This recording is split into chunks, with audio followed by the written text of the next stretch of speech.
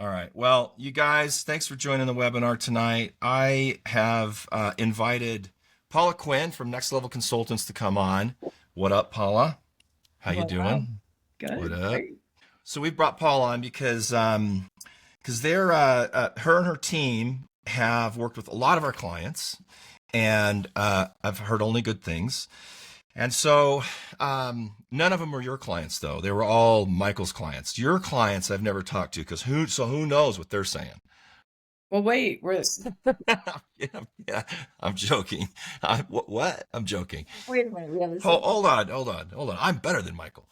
Um, I was about to go there, but yeah. I think we could throw him under the bus for sure, right? yeah, yeah. All right. You stopped me before I had to go there. Thank you. It would have Yeah, got ugly. we're going to talk about in this our webinar. We're going to talk about kind of the patient journey, and we're going to talk about technology and some of the things that Paul and her team are doing with Next Level Consultants. So, before we get started, though, I want you to give just a quick background on where you started and how you got into Next Level Consultants, and where you guys are at right now. The type of clients you're working with typically. Wow. Well, I feel like I was talking to an office today and I was not really doing the math on purpose. And then we ended up doing the math, but I started, I'm going to give my age away in 1990. And, Whoa, wait. You yes. were born in Yes, 1990? yes, and I started right out of the womb doing no, Oh, I started dental in 1990. I And was like, you're um 26? Wait, what are you, and and 36? shortly into my even clinical career, I feel like I was always doing some kind of side hustle, Yeah. consulting, doing things. And but Michael and I truly joined forces about 7 years ago, and we were just kind of born because I was a consultant, he was a consultant. He's banking, leadership, business. I'm hygiene. Got So it. you tend to like coach what you know, right? Yeah, Even yeah, though I absolutely. worked in a practice and kind of touched everything. But we kind of decided like, hey, we want to be able to, touch all parts of the practice. Even though I could at a high level, I couldn't roll my sleeves up and work up front and, or do all this stuff. So we put a team together where I feel like we have an expert pretty much in anything. And so we decided about 7 years to join forces. And our clients, we're unique because, I bought a practice, so I've been a practice owner as well. And so I love acquisitions because I lived and breathed the mistakes that a lot of Yeah. people make. So I How love many? So have you just purchased one or more? Multiples? two. You've purchased two? Okay. Over the years, not at Okay. the same time. I did not own them at the same time. Okay. And uh, Michael from banking did a lot of startups because he helped people getting into ownership get money. Right. And so together it just kind of was born. And so we focus a lot on startups and acquisitions, but then when with me, we do a lot of practice management as well. Okay. So it's hard to say. I know that's like you kind of want to hone in and have a vision, but I feel like we have so much to offer and it works really well. So it can be someone starting up all the way to 10 years in and they just want to, no pun intended, go to the next level, or someone What? What?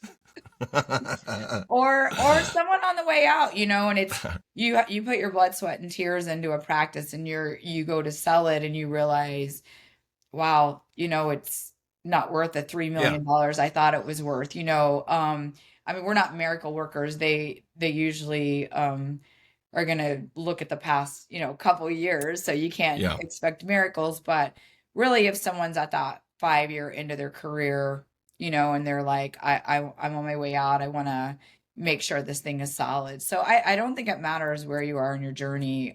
We have all walks of life that we work with. So Nice. And are you geographically limited, or do you work with anybody across the states? anybody, I mean, if you Canada? want me to fly to, Barcelona, I will,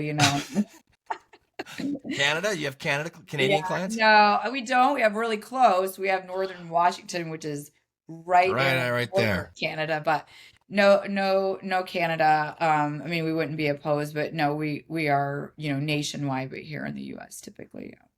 So when you bring on a client, regardless of where they're at in their journey, right? Um, you walk into the office. What are the first things you're looking for to try and see if you can find gaps or holes or easy wins? Yeah. What's the first thing you start looking at? Wow, that's a loaded question. That's why I asked that Yeah. question. So I'm looking at numbers, but not just production. So numbers include scheduling efficiency, Hmm.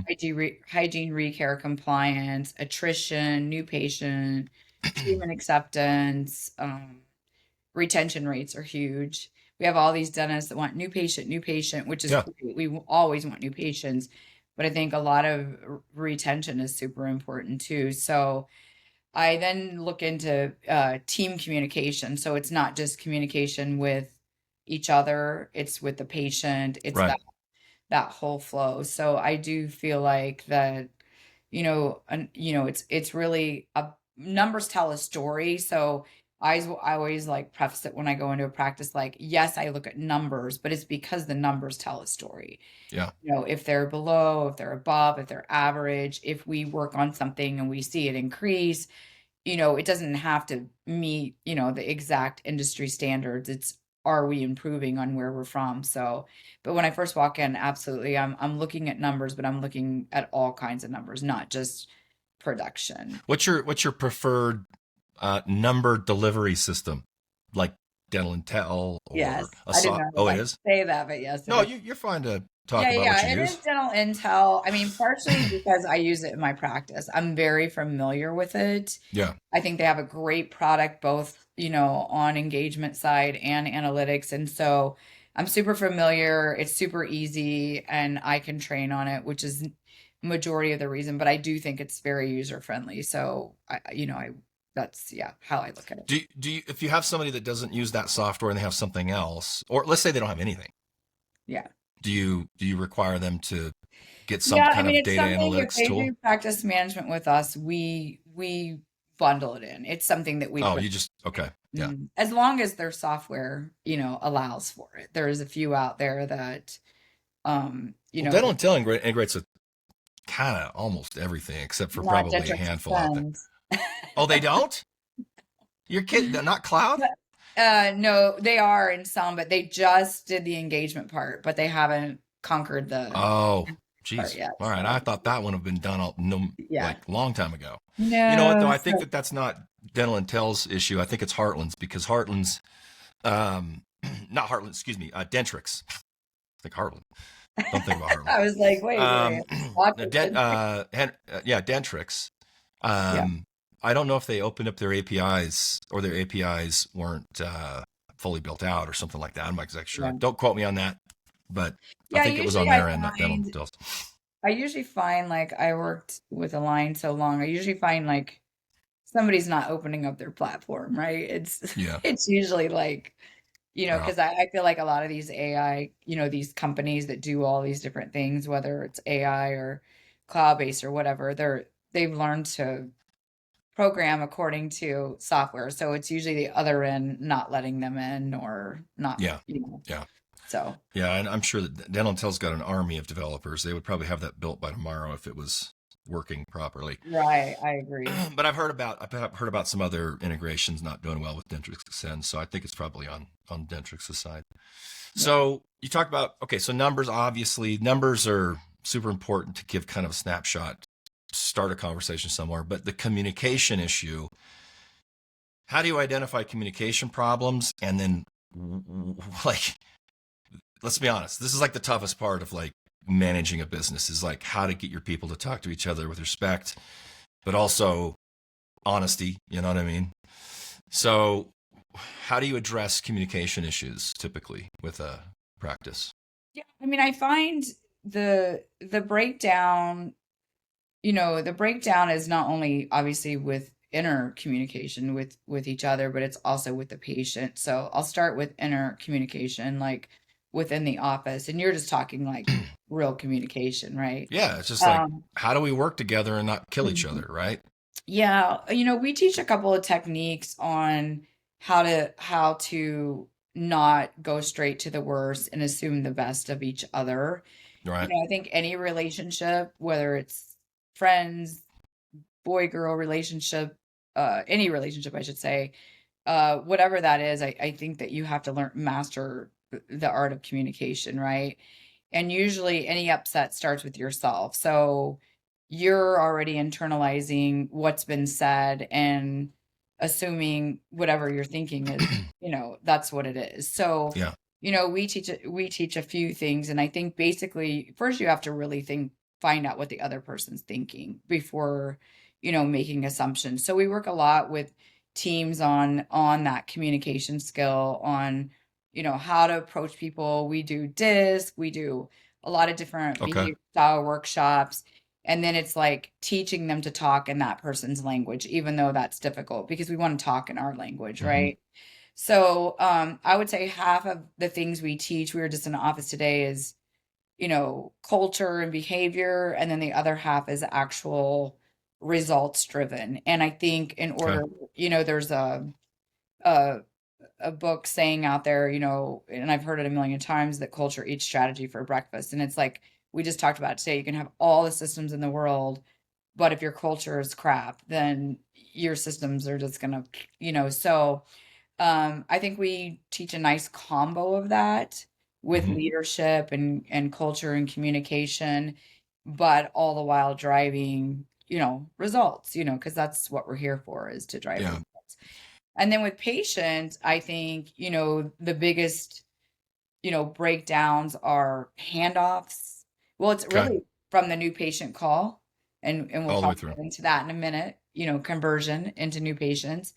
And then we've got the handoffs, and then we've got the follow-ups. If no one follows up with a patient when they leave, they're going to go about their business and not come back Yeah. until they get a Yeah. call. Yeah. Yeah. Not everybody, everybody's different, but I would say a majority though. I mean, I think yeah, about me going to my dentist, and when I do get a follow up, and I don't get personal phone call follow ups, I get a text message. It's probably an automated text message.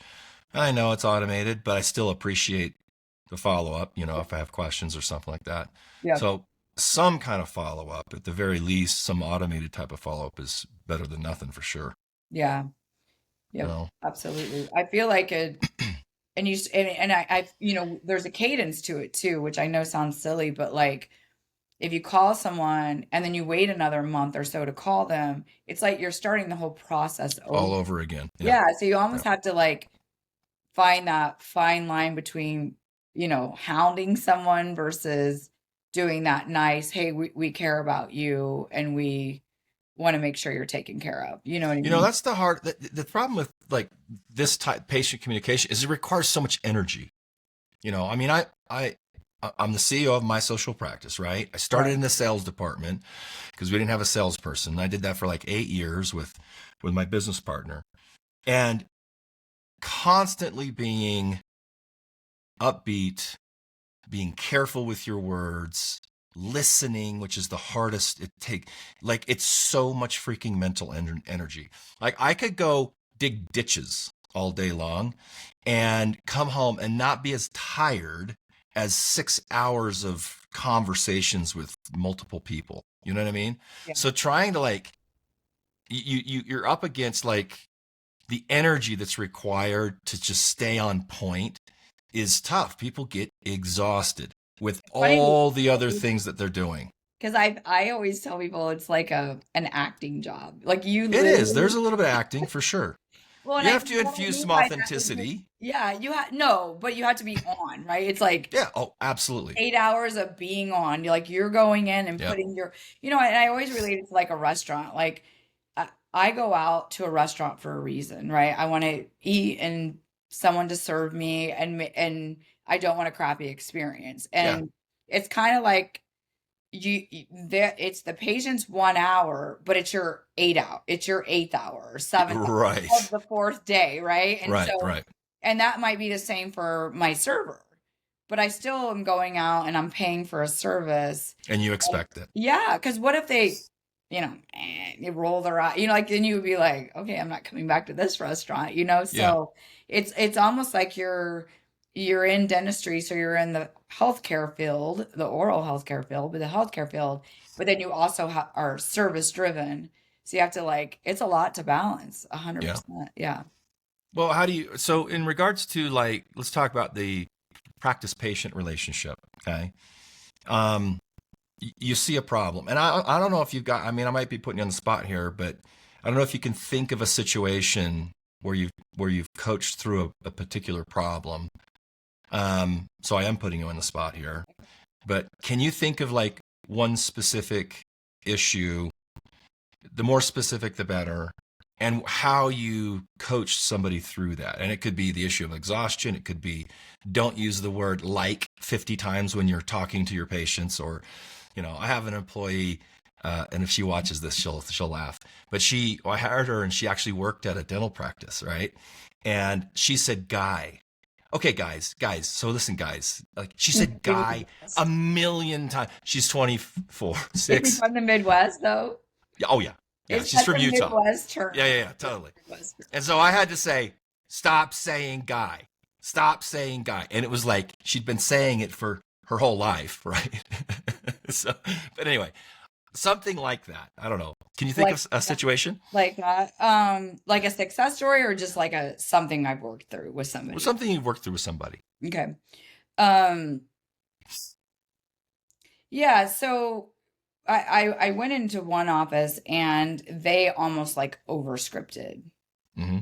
So when they answered the phone, it was very scripted and robotic, Okay. very cold. And I feel um like their new patient visits were down, their schedule wasn't as full. There was just a lot of issues with a whole lot of things. And when we train them to use like warm conversational tones and um be authentic on the front end, Right. followed up with post-op calls on the back end, and not post-op calls like, oh, you got a tooth extracted, how you doing, more like follow Yeah. up. Yeah. There was about a 22% retention difference in their retention rate of keeping patients. So one of the things we track is, it's like I said, it's new patient, new patient, new patient. And then, we talked about dental intel earlier. One of the things it tracks is like going 18 months without an appointment Right. or Yeah. It's your patients leaving your retention. practice. And so it was like crazy. Their retention rate was super low. And Do you attribute this to the changes in their conversational style? yeah, because I do feel trust with a patient, trust and value start in the very beginning. Mhm. Um, if I'm not feeling the warm and fuzzies, whether it's from the front, whether it's the doctor presenting, whether it's Yeah. the handoff, or someone even just calling me afterward to see how things went or get me scheduled, it's you feel like a number. You don't Yeah. you feel managed rather than cared for. Hmm. And yeah, we saw in about 60 days, we saw about a 22% increase in the retention rate. So So they must have had a horrible scripting style because that's a significant improvement. yeah, well, 60 days. Well, I think it was a combo because we discussed the scripting in the front and then the back In the end back end, the and the back back office. end follow up, making sure Okay. it's for follow up. So I can't contribute it just to the scripting, but it was pretty bad. I think people know when you're being authentic Oh, versus they totally recognize it. like, Yeah, it's easy. yeah, It's almost subconscious, yeah, almost. So yeah. yeah. Okay, cool. Good example. So Yeah. you'll go into a practice, you'll look at numbers, you'll look at communication style, whether it's internal, the doctor or practice patient relationship. What are some of the other things that you look for? Gosh, everything. Okay, so, I said I started as a dental assistant, and I think it's where I learned body language and tonality and like just taking care of a patient, and went to hygienist where it was trust and treatment presentation and creating value with a patient, all the way to ownership where it was leadership, obviously, financial and all of that stuff, to now like being able to put it into practicality, like, real world. I've seen and done it all. Wait, what was your question? I was just talking about, I mean, no, it's okay. Outside of like looking at numbers, Oh, okay. giving you, Oh, yes, that's pointing right. you in a direction of what Mhm. might be a problem and maybe communication styles or anything else that you're analyzing to kind of like go, oh, okay, here, we need to solve this problem first kind of thing. Yeah. Well, that's where I was going with that. Sorry. No, you're It's good. like I'm looking at everything that typically when you're going to practice, there's so much. One of the things that I think are super important is availability. When we do our startups, we recommend they're open 3 days a week, just three. Okay. We get into a lot of seasoned practices that are open 4, 5, 6 days a week. It's like you're not, the numbers aren't there. There's no reason. They can't keep their hygiene full or what do They you mean? can, but it's not 6 days a week, it's Yeah. not. Now there's two different kinds of practices. There's that $1 million practice, and then there's that $3 million practice or 2.3. Yes, they definitely have an engine. But these a little bit right before that $1 million, that 8 to 1 million. I mean, we have one doc in Colorado that is a startup that does over 1 million. He's never been open more than 3 days. Okay. And Nice. we're in the art of then get three hygienists. Sure, if your hygiene schedule's full, get three hygienists in 3 days. You don't just expand and then have a bunch of people sitting around. So Right. we're definitely looking at overhead, but we're looking at, like I said, availability. So that's both having the phones covered 24/7, having online scheduling, anything that makes you available. I'm reading a book. I meant to look at it before we started because I'm listening to it on Audible, and it literally says people are so used to Amazon. You Hmm. push a button, stuff's at It your shows door. up at your door. Yeah. Yeah, it's at your door the next day, and your Yeah. credit card's on file, so you don't even have to like stress about that. Yeah. It's that it's here, and Uber Eats or whatever, DoorDash, whatever you use, you push a button, it's here.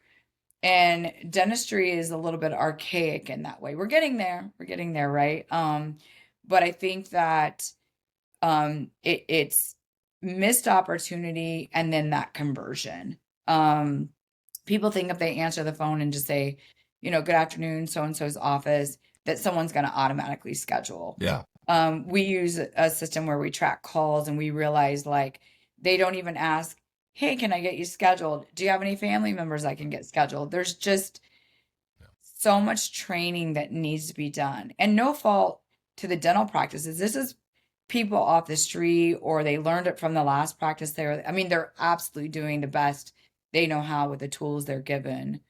But I'm looking at so much. I can't, Adrian, just unfortunately like dial it in to one or two things, but it's numbers, it's communication, it's you know, you know, I don't know, it's so much. We do this thing called a discovery, and we basically go in and dissect the practice with numbers, but then with that, like I said, it tells a story. So Yeah. between the pain of the doctor and the story we get because of the numbers, we create what we call a comprehensive treatment plan. So kind of like a dentist does, and we do it in quarters, like quadrants, Right. Right. and we try to tackle first thing first. So it could be the hygiene department, it could be the front office, it could be just verbal skills, it could be, like I said, coverage of just technology. I mean, gosh, we get in so many practices that are paper still, you know. Oh, really? Yeah. Well, Um, there's a lot of them out there for sure. yeah, Yeah. no, there is. Which is kind of crazy because it's just such a slow,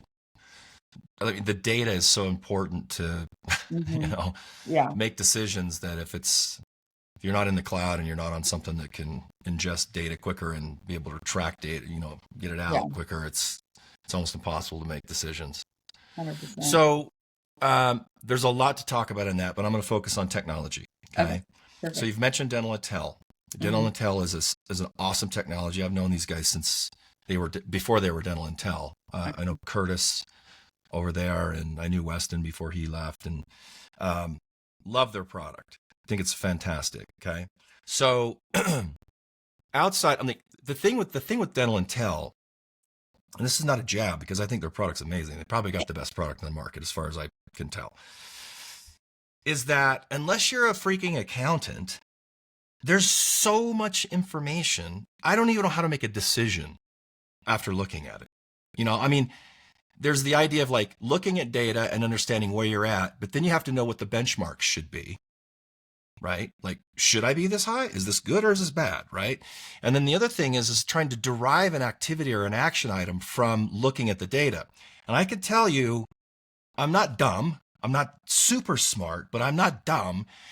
I can't understand from a basic kind of looking at the data to know. I mean, if it's in marketing, yeah, I got it. I got you, right? But practice management and like, oh, we need to solve this specific problem because it affects this data, right?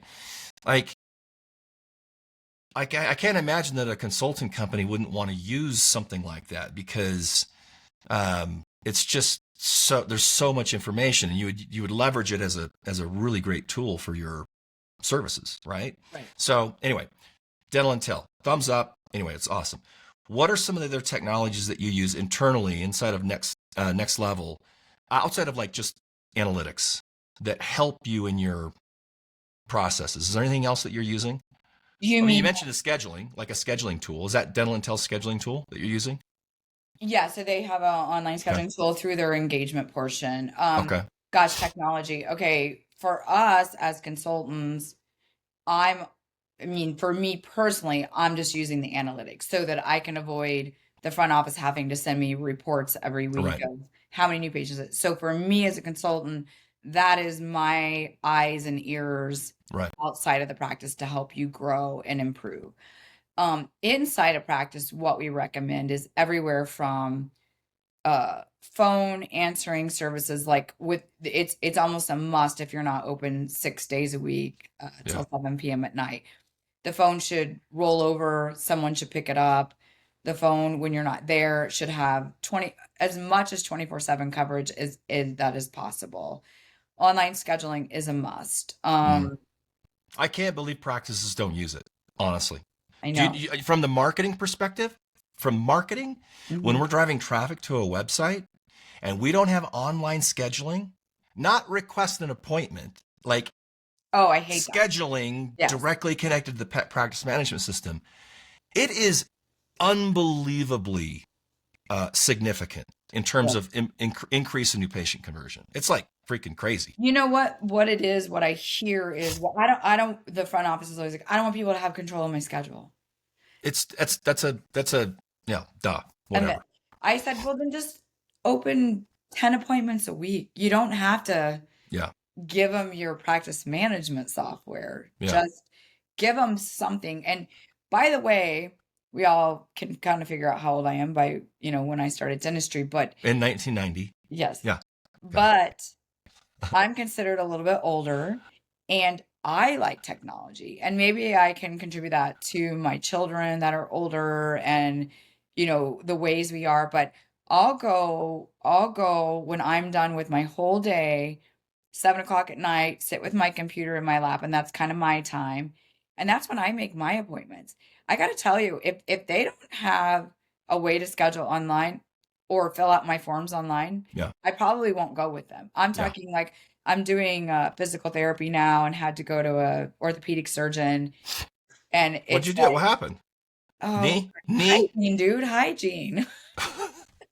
Shoulder? Yes. Oh, Ah, bad stuff. But if it's somewhere that I can't do online scheduling, they don't have a platform that I can do some research on yeah. them, from Google reviews to Instagram, and maybe it's my world. I don't know. Maybe I'm crazy, but everyone I'm surrounded with is like this. I like convenience as well. I also Uber Eats and shop on Amazon. Yeah. I do my grocery shopping online. I don't know if I should be saying that, but I do. Um, so if it's not convenient, I'm not using it. And I just feel like maybe not everybody my age, but anyone below my age, and Absolutely. definitely the millennials and zennials it's a must, They're weird people. Let's be honest. They're weird, So that but means I'm weird. they require no, not Wait, you. You and I are the same age. but I require About. it. Yeah. But Gen Z and millennials and like Gen X, not Gen X, we're Gen X. Gen Z's, what's the Yeah, next Gen one? X are not Millennials. What's weird. after Gen Z? Alphas?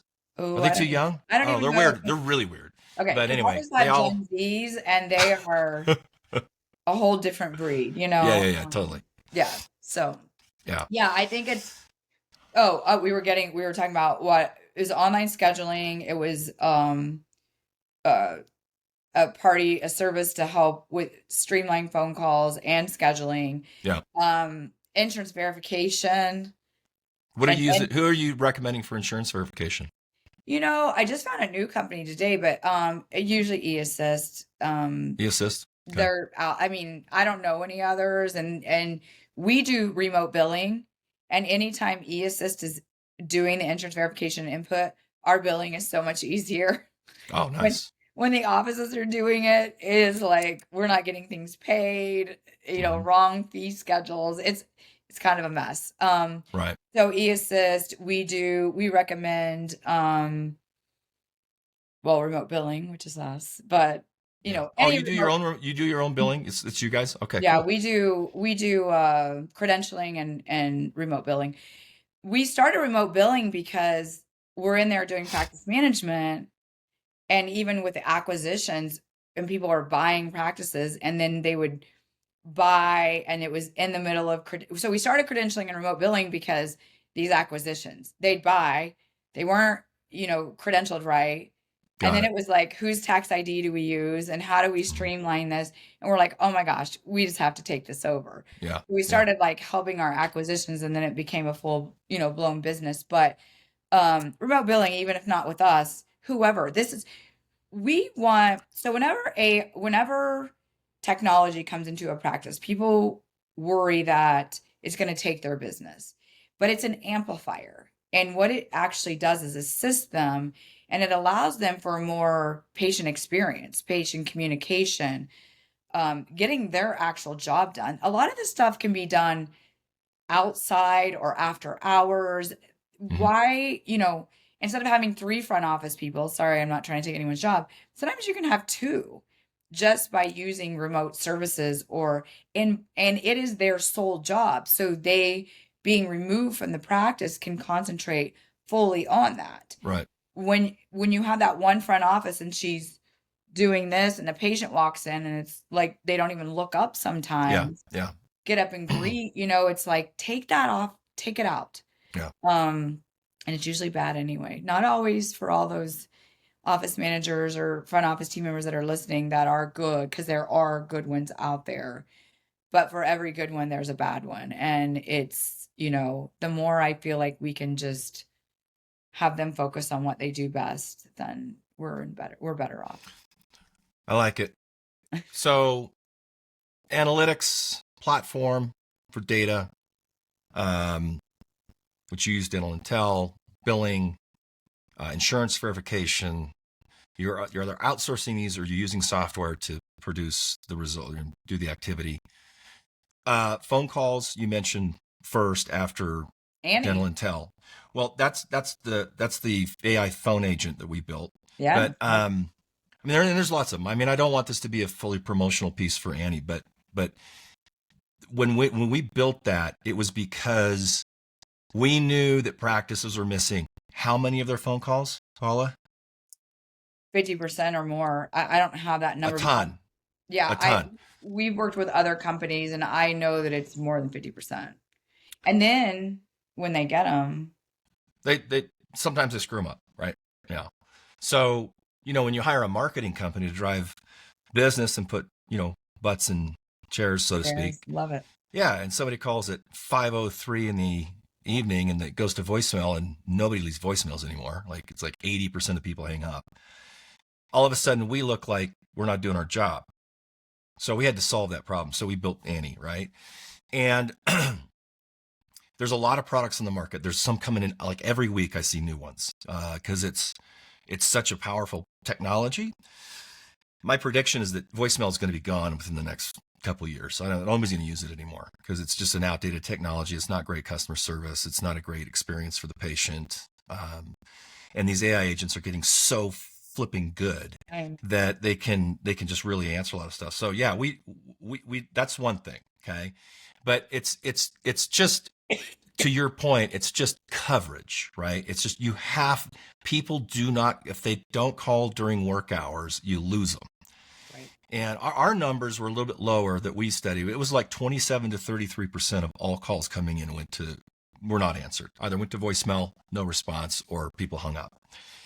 Which is like, if you had 100 dentists call Next Level Consultants and you missed 33 of them, like, it can't happen. It just can't happen. It cannot happen.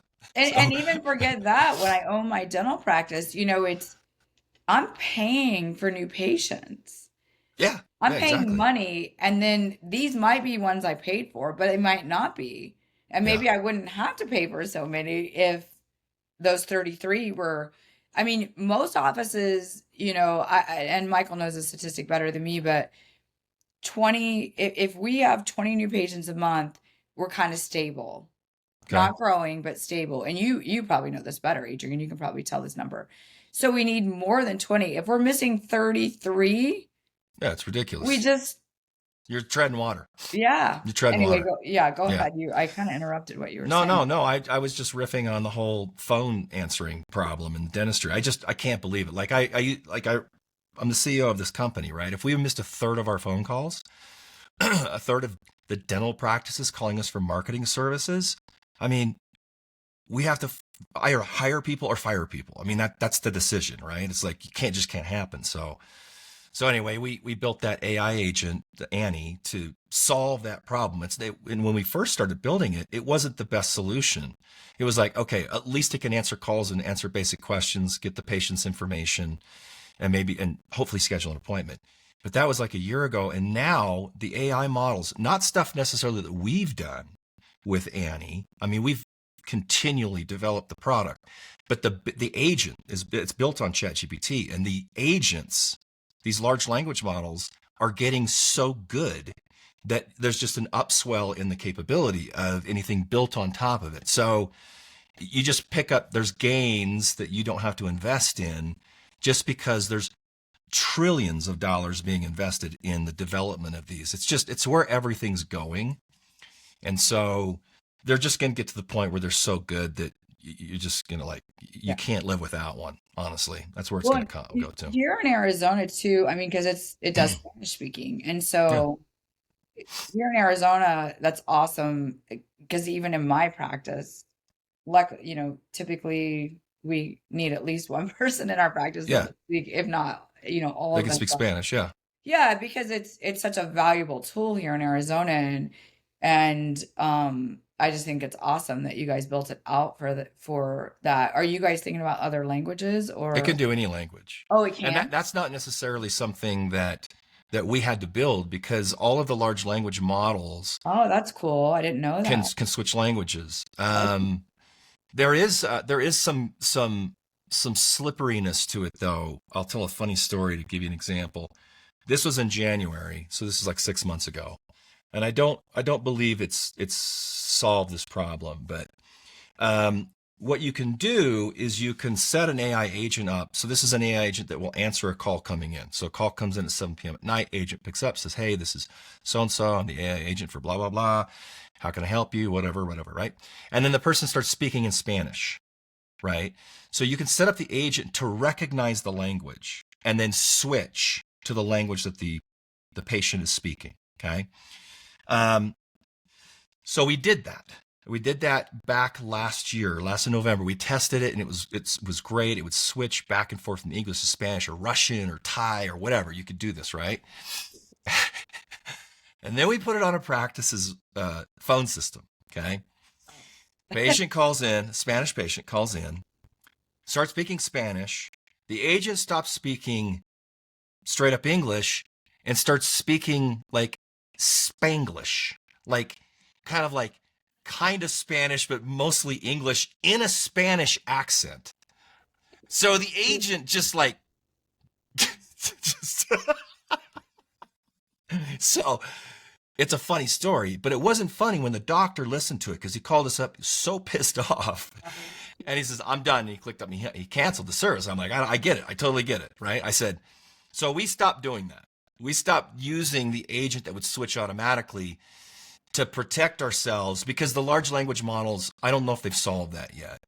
When they do, and they will, it'll be good.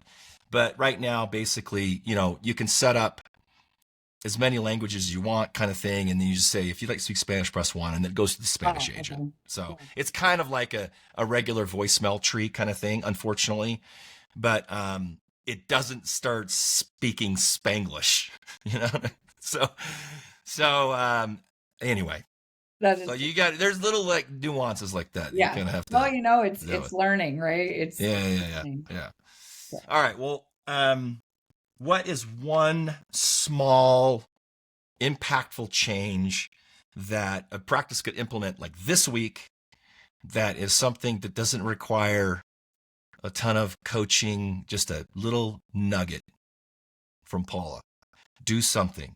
Maybe ask yourself a question or implement this or that. This is where I put you on the spot again, by the way.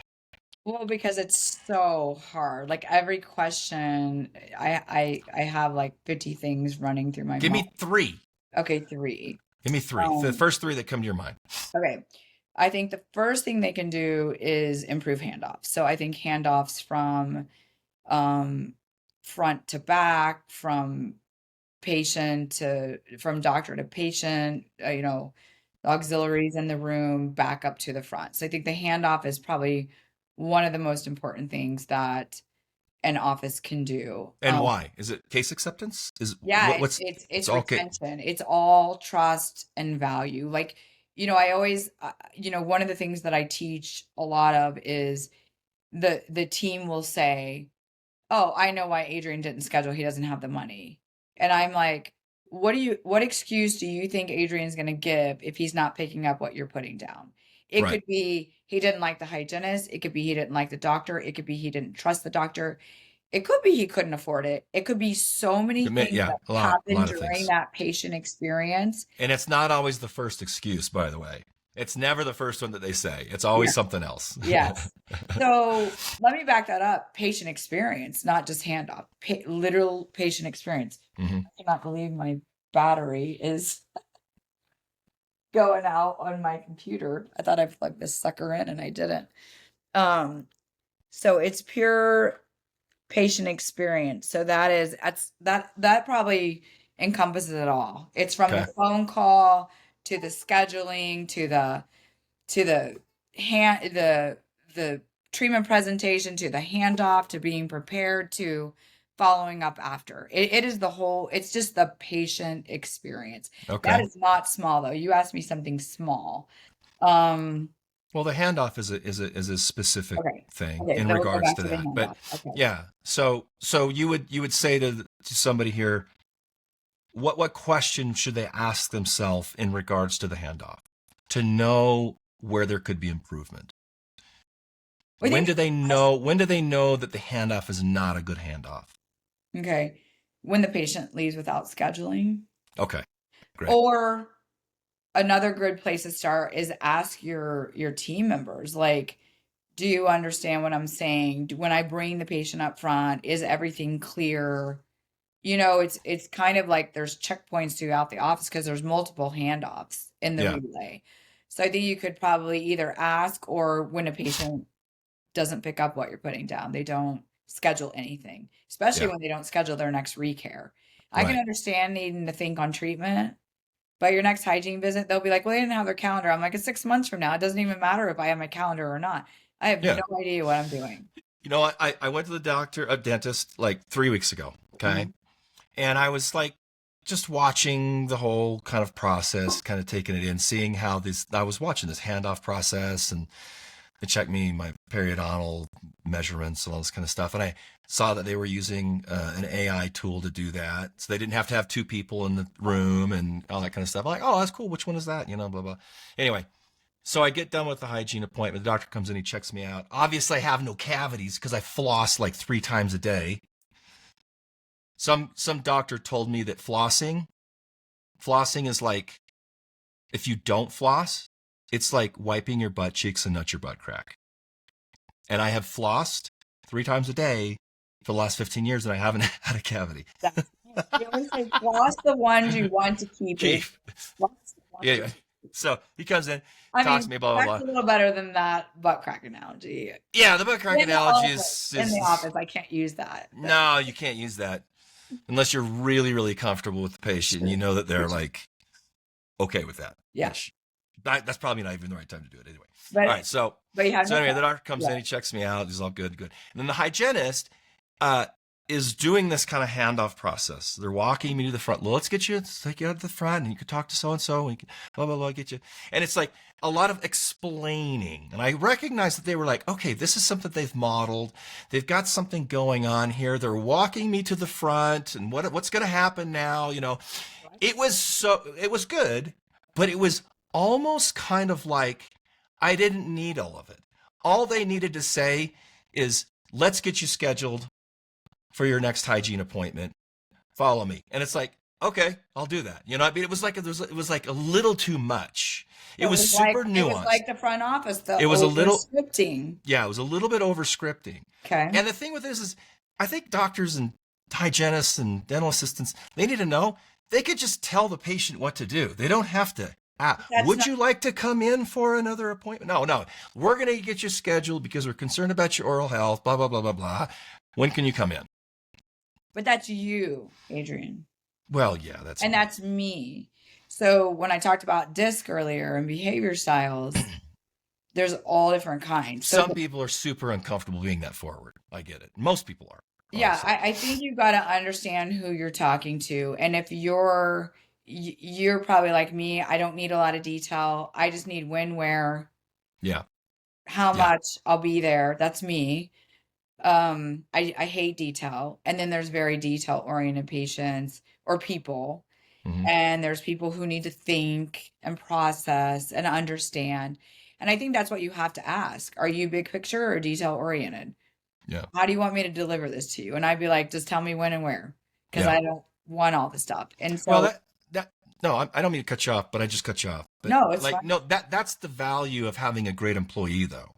It's having somebody that can recognize the way to deliver the message, right?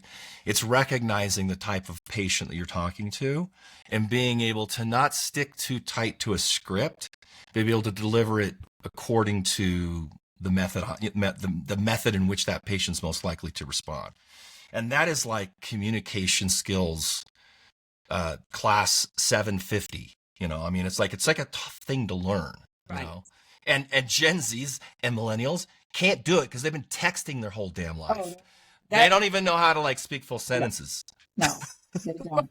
But one thing I want to tell you that's super interesting, this is a little deep, so sorry, I'm going to go deep for 1 second. Ooh, I like it. Most oral health care providers, so hygienists and dentists, are a certain behavior style that they're not introverts. I wouldn't call that. And there's definitely extroverts, but they definitely are a certain behavior style that it does not come natural to sell, to talk, to just be like we're doing right now. Yeah. And I wouldn't even, introvert's probably a strong word, but it's the most relatable thing that I can think of right now. They're not super comfortable. That's why they're health caregivers.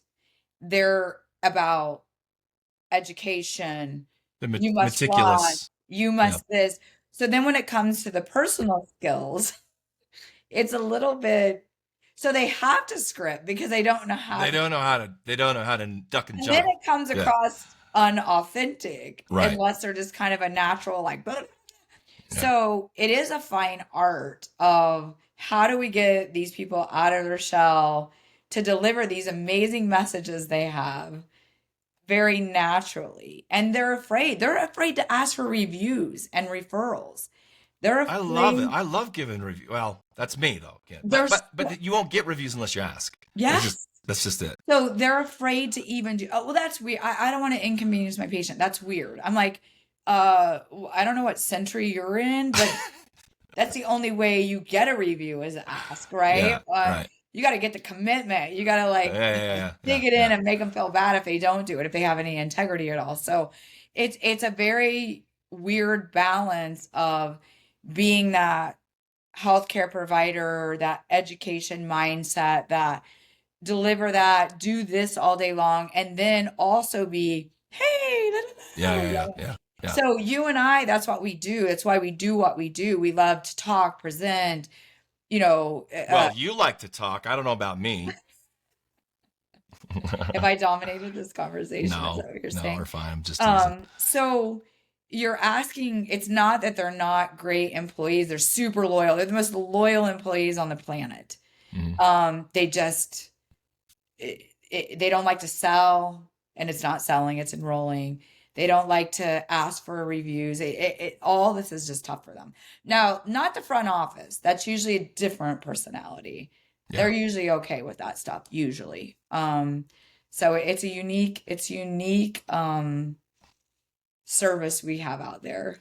Well, it's unique in that you can recognize those types of personality differences and be able to coach accordingly, Yeah. right? Because it's not a one size fits all. No. Coaching, practice coaching can't be. It's not. I mean, there are definitely some metrics and things like that you look at, but really, every organization's its own animal, you know. So, one thing I want to mention before I go, we've talked about Dental Intel a few times, and I have to mention this other company that I've run into called Team Care Dental. Have Team? you Team? Team Care Dental? Have you seen their stuff? No. It's sick. It's really really cool. It's a I have no Same affiliate. kind of thing? Sorry. Same kind of thing? Yeah, it's an analytics tool, but they've built into their system a a way in which they can incentivize their team members for certain activities. So there is a spiff program, if you want to call it that, inside. So like if you want to run like I remember this because you brought up the Google review thing, like asking for Google reviews. It's the one thing that we have just harped on for 15 years with our practices. Just please ask for a review. Here's the words. Let me send you the script. Blah, blah, blah, blah, blah. And then we tell the doctor, will you please give your team members $5 every time they get a review? Please, will you do that? I promise you it's going to pay off, right? And the doctors say, yeah, sure. And then everybody forgets about it, right? So what these guys have built is they built modules inside of, it's like if you looked at Dental Intel with all the statistics and stuff, but they build modules where you can connect your billing system and your payment processing and how you pay your checks and everything into the system. You could say, we're going to give every single team member $5 if they ask for a review, and they use AI to go look at the reviews that come in, and then they look at the name of the review, they connect it to the practice management system, see who that patient worked with, and the money's deposited on their check. It's sick. Do you have a connection you can? Oh, absolutely. I'll put a link in the description for Yeah, these guys, and then I'll we send you absolutely a love looking. You know, it's funny, Dennis asks me all the time, like, what's this? What's this? And I'm like, you can only know so many. There's so much out there. You know, yeah. it's I mean, I have my faves because, like I said, I use them in my practice. So there were certain things that I used that I became accustomed to that I'm, big on. But it doesn't mean there aren't great ones out there. And Yeah. I always, when someone brings something new to me, I always do my research and figure out. We're really big on also just trying to, sorry for all you seasoned practice owners, but for startups, for sure, we try to find people that'll work with us and also give them a little bit of a deal at the front end so they Yeah. can try it out because it's they're starting out with zero, so we want to make sure that we try to do something for them to help them in the first couple of months of opening because they can sometimes sit there for 2 months with no patients or little Yeah. so Yeah. but we will hope the marketing company does their job and Yeah. gets Right. it's not that bad, type thing. I was gonna say one thing, you said something, but I lost my train of thought, but that's okay. It'll for another day. For another webinar or For another podcast. webinar. Yeah, All absolutely. right. Well, Paula, thank you so much for coming on. And Yeah. we've gone almost an hour, which is awesome. And we could have kept going, but everybody's going to get really tired at this point and want to chill. So we're going Yes. to end it now. And just everybody check out Next Level Consultants. Give Paula a call or shoot her an email. I'll put your contact information in the webinar notes and whatnot. And do you have any last words? No, I think You everyone just said no, and then you said something. Yes. Yes. My last words are people are afraid of consultants, and I want to say two things. Number one, we aren't always there to change your systems. We're there to enhance them. So we look at what you're doing and we try to help streamline it, make it more efficient and effective for you. Because like you said just a minute ago, one size does not fit all. And I think the other great thing about a coach is you can look up a lot of things, right? You can like chat GPT it, you can get on all these different. I think the one thing that you hire a coach for, just like Michael Jordan did, or just like LeBron James, it's someone to hold you accountable. It's not that you're not good at what you do or smart enough to do it or even read something to figure it out. It's how do I, being so busy in a practice, do what I'm doing and make all this stuff, these changes and Yeah. and hold everyone else accountable. And that's what we're there for is we get to be outside. We're not answering 800 calls a day. We're not doing all that. So we get to be that for them. So I know people are like, oh, I've dealt with a consultant before. I don't want one. Or, oh, they're going to come in and change everything or fire people. Never in my life have I fired anybody from a dental office, but my own. That's not what we do. It's more expensive to get rid of than to coach. And Right. as long as somebody's open and coachable, I think we change their lives for the better, all of them. So as so does, my social practice. That's what we do. We're here to, right, make everybody's job easier, hopefully, and not, No, we try and make things harder. you do. And it's why we're struggling at this time. That's why you're missing 33 calls, Yeah, exactly. So, all All right, right. cool. Thank you. Thanks for having You're me. awesome. Great. I'll be in touch. All right. Thanks for Sounds coming good. on. All right. Appreciate it. Bye. Bye-bye.